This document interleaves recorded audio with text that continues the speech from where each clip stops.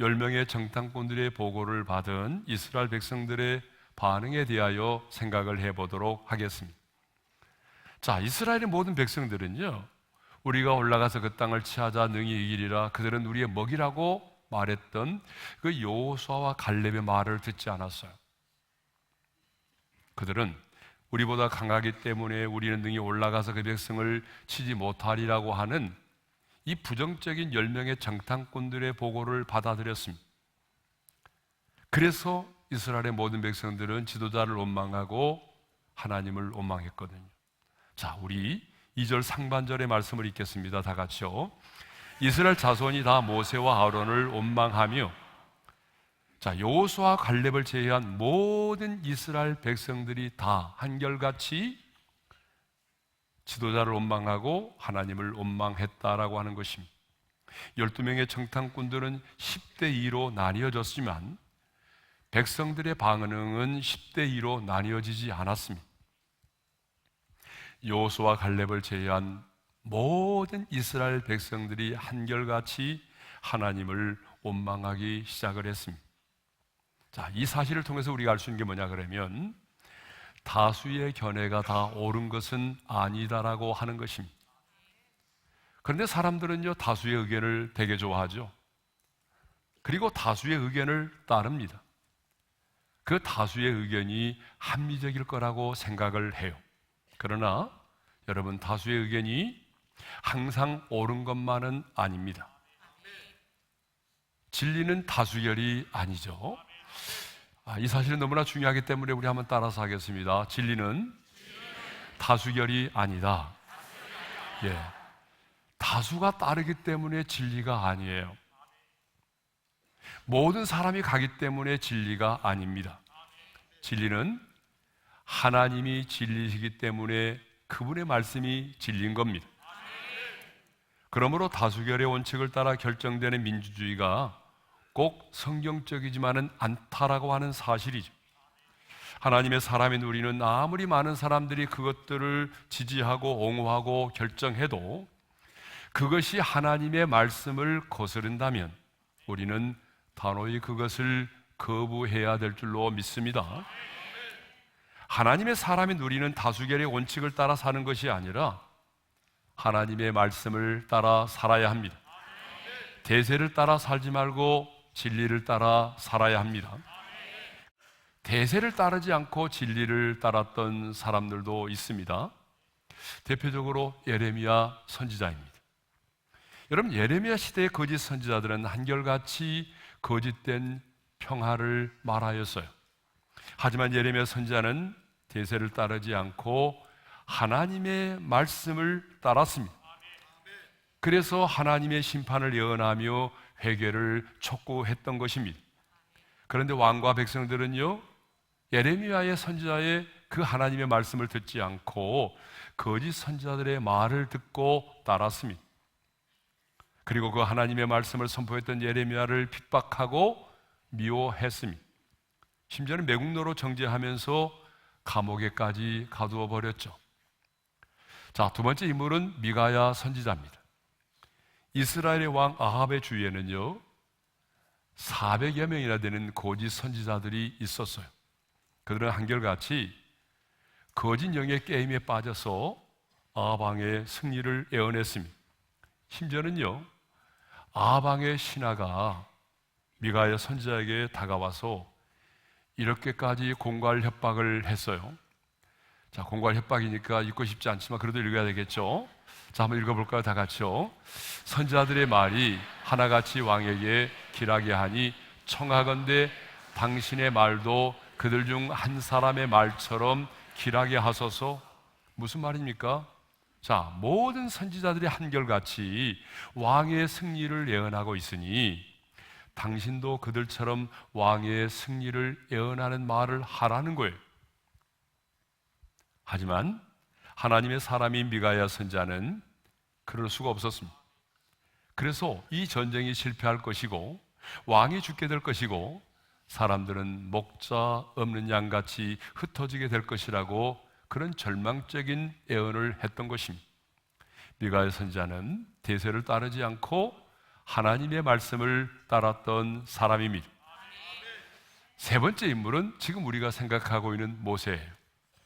여호수아와 갈렙을 제외한 모든 이스라엘 백성들이 10명의 정탐꾼들의 보고를 받고 하나님을 원망하고 애굽으로 돌아가자라고 말했습니다. 하지만 모세는 그들의 의견을 받아들이지 않았습니다. 그들의 결정을 따르지 않았습니다. 만일 모세가 이스라엘 백성들이 내린 그 모든 결정을 따라서, 대세를 따라서 이스라엘 백성들을 이끌고 다시 애굽으로 돌아갔다고 한다면 어떻게 되었을까요? 여러분 생각만 해도 끔찍하죠? 예. 그런데 모세는 그렇게 하지 않았습니다. 대세를 따르지 않았습니다. 그래서 그는 애굽으로 돌아가지 않았어요. 자, 언젠가도 한번 나눈 적이 있지만 교회사에 나오는 인물 가운데 아타나시우스라고 하는 사람이 있어요. 그는 삼위일체 신앙이 성경적이고 정통적인 신앙임을 주장하면서 반대되는 아리아니즘과 싸웠던 사람입니다. 그 아리아니즘과 싸우면서 17년 동안 6번이나 추방을 당한 적이 있는데요. 그는 그럴 때마다 이렇게 외쳤다는 거예요. 온 세상이 나를 반대한다고 할지라도 나는 온 세상을 반대하리라. 여러분 얼마나 멋진 말입니까? 온 세상이 나를 반대한다 할지라도 나는 온 세상을 반대하리라. 그렇습니다.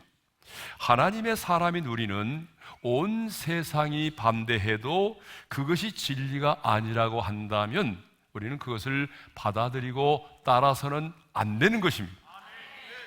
여러분, 다수의 의견이 항상 옳은 것이 아닙니다. 그러므로 하나님께 속한 하나님 나라의 백성인 우리는 언제나 다수를 따르지 말고 대세를 따르지 말고 하나님의 말씀인 진리를 따라야 하는 것입니다.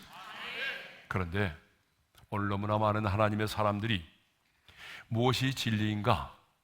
무엇이 하나님을 기쁘시게 하는가? 무엇이 하나님의 뜻인가를 묻지 않고 다수를 따릅니다. 대세를 따릅니다. 시대적인 분위기를 따릅니다. 자신의 이념을 따릅니다. 여러분, 동성애만 하도 그렇지 않습니까? 많은 사람들이 동성애는 타고난 성적 지향이라며 동성애를 옹호하고 조장하고 미화시키고 있습니다. 하지만 동성애는 성적 지향의 문제가 아닙니다. 성적인 취향의 문제가 아닙니다. 이 땅의 가정을 무너뜨리는 사탄의 전략이고 하나님의 창조의 질서를 무너뜨리는 여러분 사악한 죄입니다. 그러므로 우리는 이제 세상의 많은 사람들이 우리를 시대에 뒤떨어진 사람이라고 비난하고 조롱한다고 할지라도 여러분, 동성애는 죄라고 말할 수 있어야 하는 것입니다. 그렇기 때문에 그 포괄적 차별금지법이 제정되지 않도록 우리는 기도해야 하고 싸워야 한다는 것입니다. 자, 세상은 대세를 따르고 사람들은 사회적 분위기를 따라서 행동할지라도 하나님께 속한 하나님의 사람인 우리는 진리를 따르고 하나님의 말씀을 따라야 합니다. 그것이 바로 예수님이 말씀하신 것처럼 좁은 문으로 들어가서 좁은 길을 걷는 것입니다. 자, 10명의 정탐꾼들로부터 부정적인 보고를 받은 이스라엘 백성들은요, 이제 이렇게 말하죠. 차라리 애굽으로 돌아가는 것이 낫다라고 말하죠. 자, 3절의 말씀을 읽겠습니다. 다 같이요. 어찌하여 여호와가 우리를 그 땅으로 인도하여 칼에 쓰러지게 하려 하는가? 우리 처자가 사로잡히리니 애굽으로 돌아가는 것이 낫지 아니하랴. 자, 4절도 보게 되면 우리가 한 지관을 따로 세우고 애굽으로 돌아가자라고 말합니다. 4절의 말씀을 읽겠어요. 시작. 이에 서로 말하되 우리가 한 지관을 세우고 애굽으로 돌아가자 하매. 자, 이스라엘 백성들이 내린 결정이 뭐예요? 지도자인 모세를 갈아치우고 또 다른 지휘관을 세운 다음에 다시 애굽으로 돌아가자라고 하는 거예요. 그런데 여러분, 이 애굽으로 돌아가자고 하는 말이 어떤 의미인지 아세요? 이전의 노예 생활로 다시 돌아가자는 얘기예요. 구원받기 이전의 상태로 돌아가자는 얘기예요. 다시 죄의 종이 되고 사탄의 지배를 받는 그 자리로 돌아가자는 얘기예요. 그런데 하나님은 출애굽하여 이스라엘 백성들이 가나안 땅에 들어왔을지라도 다시 백성들로 하여금 애굽으로 돌아가게 해서는 안 된다라고 말씀하셨어요. 자, 신명기 17장 16절의 말씀을 읽겠습니다. 다 같이요.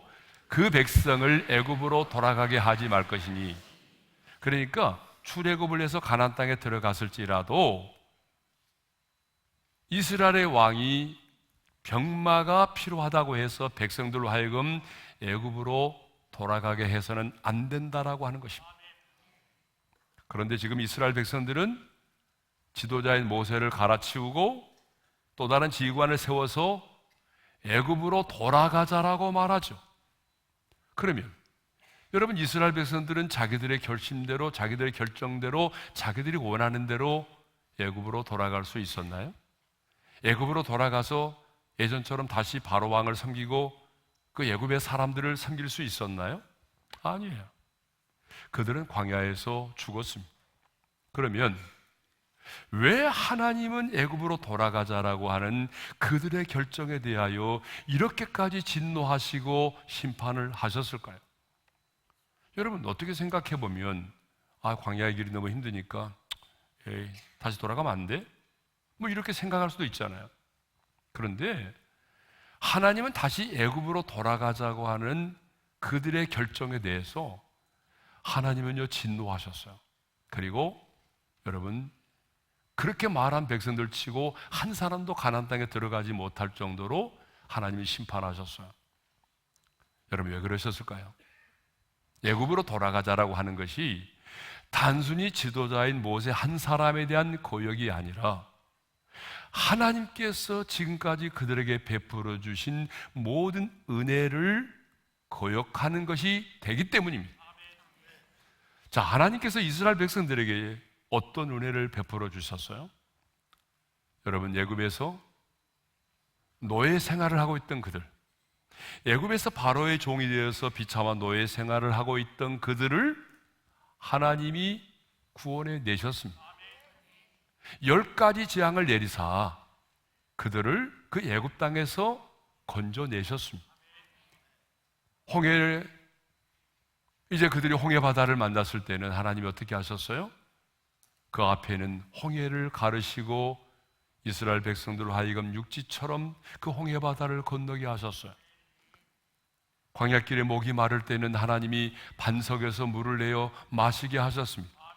농사도 지을 수 없는 그 광야길을 거닐 때 얼마나 배가 고팠겠어요. 그래서 하나님은요 그들에게 하늘에서 만나를 내려서 먹여주셨습니다. 고기가 먹고 싶다고 말할 때는요 하나님이 메추라기를 보내어 먹게 해주셨습니다. 광야는 길이 없는 곳이잖아요. 광야는 낮과 밤의 온도 차이가 정말 심해요. 그런데 하나님께서는요 그들 가운데 낮에는 구름 기둥으로 밤에는 불 기둥으로 그들을 덮으시며 앞장서 인도하여 주셨습니다. 그들이 시내산에 이르렀을 때는요 하나님께서 시내산에 강림하셔서 하나님의 영광을 친히 나타내 보여주시고 그들에게 계명을 주시고 언약의 백성으로 살아가도록 언약을 맺어주셨습니다. 여러분, 이렇게 하나님은 이스라엘 백성들에게 인간의 이성으로는 설명이 불가능한 기이한 은혜를, 측량할 수 없는 특별한 은혜를 베풀어 주셨습니다. 그런데 이런 은혜를 받고 여기까지 온 이스라엘 백성들이 지금 뭐라고 말합니까? 애굽으로 돌아가자라고 말합니다. 그러므로 여러분, 애굽으로 돌아가자라고 하는 것은 자신들에게 베풀어 주신 그 모든 하나님의 은혜를 거역하는 죄가 되는 것이죠. 자, 여러분, 이스라엘 백성들이 어떻게 구원을 받았나요? 자, 모든 초태생이 죽임을 당할 때 애굽에 있는 모든 초태생이 죽임을 당했다라고 하는 것은 여러분, 처음 것은 대표성이 있으니까 모든 것의 죽음을 말하는 거예요. 모든 초태생이 죽임을 당할 때에 유월절 어린 양을 잡아서 그 피를 문설주와 임방에 바르고 그 집 안에 거하였기 때문에 여러분 이스라엘 백성들이 구원을 받은 거 아닙니까? 이것은 뭘 말하죠? 유월절 어린 양으로 이 땅에 오셔서 십자가에서 피 흘려 죽으심으로 우리를 구원하신 구원의 사건을 말하는 거예요. 그러므로 그들이 다시 애굽으로 돌아가자라고 하는 것은 유월절 어린 양으로 인간의 몸을 입고 이 땅에 오셔서 십자가에서 우리를 위하여 피 흘려 죽으시고 우리를 구원하신 그 구원의 은총을 부정하고 거역하는 것이 되는 거예요. 다시 말씀드리자면 애굽으로 돌아가자라고 하는 것은 단순한 실수가 아니라 예수 그리스도의 십자가를 부정하고 거역하는 무서운 죄가 된다는 것입니다. 그래서 하나님은 애굽으로 돌아가자라고 하는 그들의 죄를 단순한 실수가 아닌 죄 중에 죄로 여기시고 그 죄에 대하여 진노하시고 그들을 심판하신 것입니다.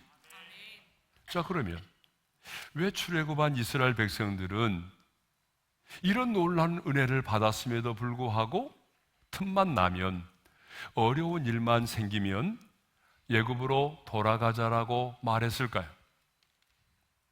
여러분, 우리 중에도 그런 분들 많이 있잖아요.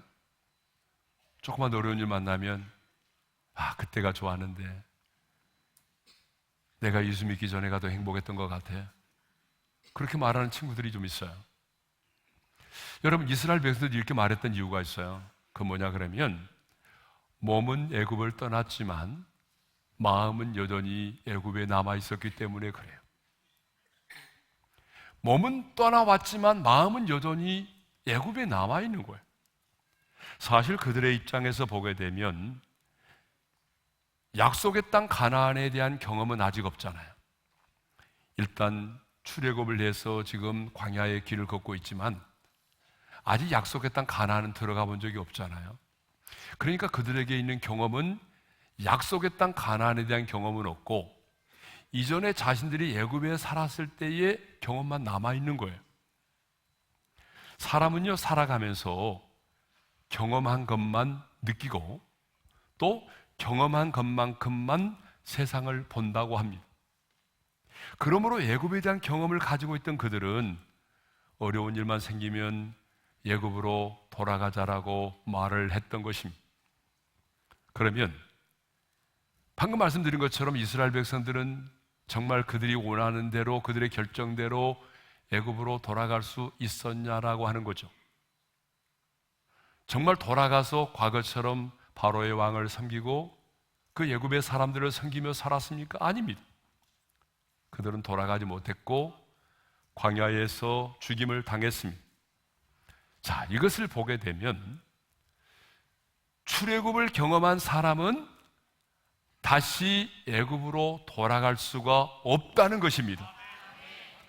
여러분, 정말 노예로 살다가 바로의 압제에서 진짜로 해방된 사람은, 진짜 애굽에서 나온 사람은 다시 애굽으로 돌아갈 수가 없습니다. 출애굽한 이스라엘 백성들이 다시 애굽으로 돌아갈 수 없었던 것처럼 유월절 어린 양의 피로 말미암아 죄를 씻음 받고 사탄의 종된 자리에서 해방된 우리는 다시 애굽으로 돌아갈 수가 없습니다. 하나님은 이미 뒤따라오는 애굽의 군대가 홍해바다 한가운데 수장되어 죽게 하심으로 출애굽을 하여 홍해를 건넌 자는 다시 애굽으로 돌아갈 수 없다는 것을 똑똑히 보게 하셨습니다. 여러분, 홍해를 건넌 이스라엘 백성들은요, 뒤따라오는 애굽의 군대가 홍해바다 그 한가운데서 물속에서 허우적거리며 물속에 죽어가는 모습을 두 눈으로 다 목도하게 하셨습니다. 하나님이 일부러 보게 하신 거예요. 여러분, 뒤따라오는 애굽의 군대가 물속에서 수장되어 죽어가는 모습을 바라보고 있는 그 이스라엘 백성들에게 하나님은 이런 메시지를 전하고 싶었던 거죠. 성경에는 없지만, 봐라, 너희도 저렇게 물속에 빠져 죽어야 할 사람이다. 그런데 내가 너희를 애굽에서 구원하여 내가 너의 하나님이 되고 너희는 나의 백성이 되지 않았느냐? 너와 나는 연합된 사람이야. 하나님의 언약으로 연합되어 있기 때문에 너희들은 저렇게 물속에 죽지 않고 살아나온 거야. 그런데 만일 네가 다시 애굽으로 돌아가려고 한다면 봤지?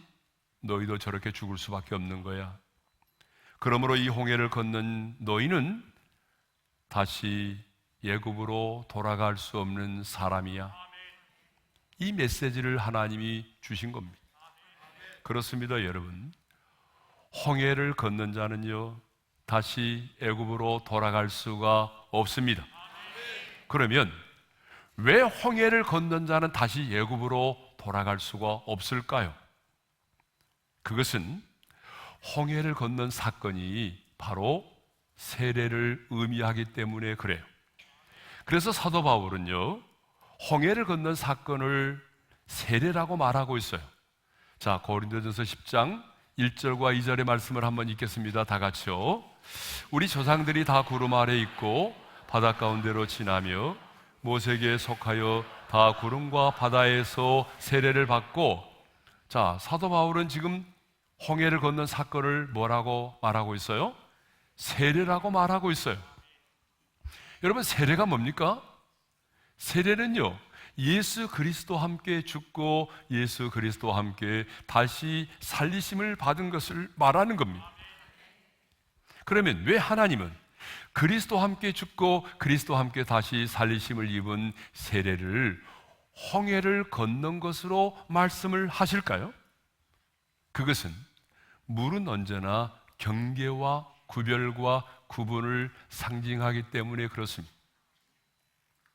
지금도 물은요, 어떤 국가나 도시, 어떤 동네를 구분 지을 때에 경계선이 될 때가 많아요. 어느 나라에 가든지 간에 국가의 경계선을 보게 되면 강줄기가 있다든지 그런 게 있잖아요. 우리나라도 압록강, 두만강도 마찬가지고, 여러분 서울에는 한강도 뭐예요? 그래서 그 한강을 중심으로 해가지고 강남과 강북으로 부르잖아요. 네. 성경을 보게 되면 더 분명해집니다. 자, 이스라엘 민족을 히브리 민족이라고 부르죠. 그런데 이 히브리 민족이라고 하는 뜻이 뭐냐 그러면 강을 건너온 자라는 말이에요. 자, 왜냐하면 믿음의 조상 아브라함이 갈대아 우르 하란을 떠나서 유프라테스 강을 건너서 가나안 땅으로 들어와 거주했기 때문에 그렇습니다. 이렇게 히브리인들이 유프라테스 강을 건너와서 가나안 땅에 거주하였던 것처럼 천국을 상징하는 가나안 땅에 들어가려면, 여러분 가나안 땅은 천국을 상징하는 거잖아요. 그러니까 천국을 상징하는 가나안 땅에 들어가려면 반드시 강을 건너야 됩니다. 강을 건너지 않고는요, 누구도 가나안 땅에 들어갈 수가 없어요. 그래서 출애굽한 1세대는요 홍해를 건너야만 했고, 광야에서 태어난 출애굽 2세대 역시 요단강을 건너야만이 가나안 땅에 들어갈 수 있었던 것입니다. 여러분, 강을 건넌다고 하는 게 뭐예요? 강을 건넌다는 것은 곧 경계를 넘어서는 것을 말합니다. 새로운 백성으로 구별되고 구분되는 것을 말합니다. 그래서 우리가 장례식 때 부르는 찬양이 뭐예요? 요단강 건너가 만나리, 며칠 후 요단강 건너가 만나리. 바로 그 의미예요. 예. 경계를 넘어서는 것입니다.